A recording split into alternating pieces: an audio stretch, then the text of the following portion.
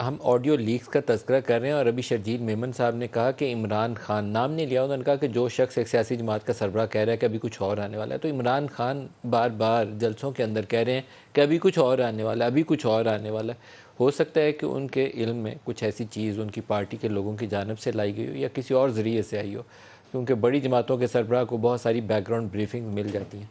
Even opposition में रहते हुए भी उनको इंटेलिजेंस वालों से भी ब्रीफिंग, सिक्योरिटी, उनकी अपनी पर्सनल सिक्योरिटी या पार्टी के मामलात या मुल्की मामलात के ऊपर भी उनकी रसाई होती है। और कुछ वो जो सोशल मीडिया जहाँ से लीक्स आ रही हैं वहाँ से भी कुछ दावे किए गए हैं, लेकिन इमरान की ज़बानी सुन लें कि वो दावा क्या कर रहे हैं। दिखाइएगा।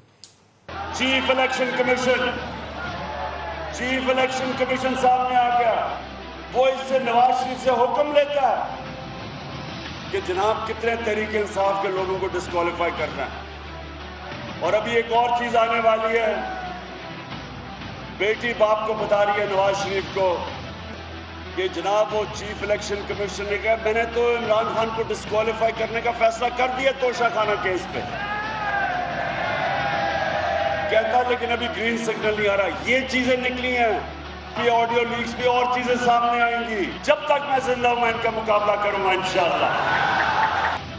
ये इमरान के जुमले ज़हन में रखिए। और वो जो ऑडियो जो पहले लीक हुई, मैंने एक तज़किरा आपको किया कि सब कुछ गद्दारी से जोड़ दो। गद्दारी के लिए किसको चुना गया था? इस्टेब्लिशमेंट से जुड़े हुए कुछ लोगों को निशाना बनाया गया था कि गैर मुल्की साजिश की माँ के ऊपर पाकिस्तान के अंदर बैठे हुए मीर जाफ़र और मीर सादिक ने गद्दारी की, हुकूमत गिरा दी और चोरों और डाकुओं को सरबराह हुकूमत पे बिठा दिया। ये इमरान खान का बयानिया है।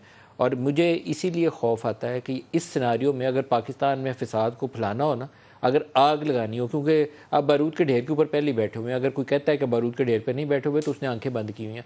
सिर्फ एक हल्की सी चिंगारी लगानी है, उसके बाद अगर कोई बच गया ना यहाँ तो मुझे बताइएगा।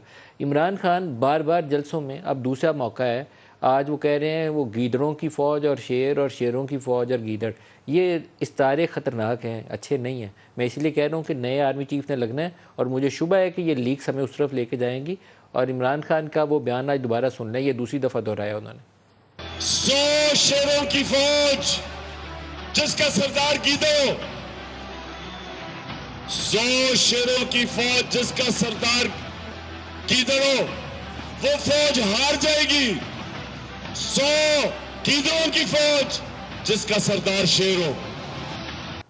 एक सियासी और जमहूरी आदमी को एंटी इस्टेब्लिशमेंट हो तो कोई मज़ायका नहीं है, लेकिन फ़ौज के अंदर तकसीम, दराड़ और तफरीक डालना इस तरीके से कि उसकी जो टॉप टियर है या जो उसकी कमान है और जो उसकी फ़ाइटिंग फ़ोर्स है उसके दरमियान में हम एक लकीर खड़ी कर दें, दीवार खड़ी कर दें, तो ये मुल्की मफादात से गद्दारी के मुतरादिफ है।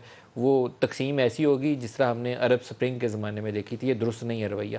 आप फ़ौज के ऊपर तनकीद करें कि ये सियासत में मुलव्वस हो जाते हैं, हुकूमतें बनाते हैं और गिराते हैं।